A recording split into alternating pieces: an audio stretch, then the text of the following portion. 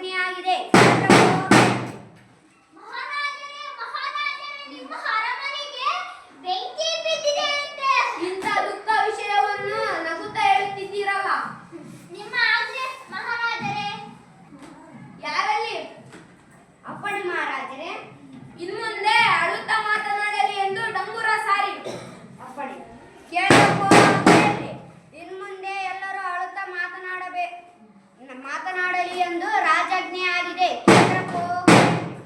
ಮಹಾರಾಜರೇ ಮಹಾರಾಜರೇ, ಮಹಾರಾಣಿಯವರಿಗೆ ಗಂಡು ಮಗುವಾಗಿದೆಯಂತೆ. ಇಂಥ ಇಂಥ ಇಂಥ ಸಂತೋಷ ವಿಷಯವನ್ನು ದುಃಖದಲ್ಲಿ ಹೇಳುತ್ತಿದ್ದೀರಲ್ಲ. ಅದು ನಿಮ್ಮ ಮಹಾರಾಜರೇ. ಯಾರಲ್ಲಿ? ಅಪ್ಪಣೆ ಮಹಾರಾಜರೇ. ಹಿಂದಿ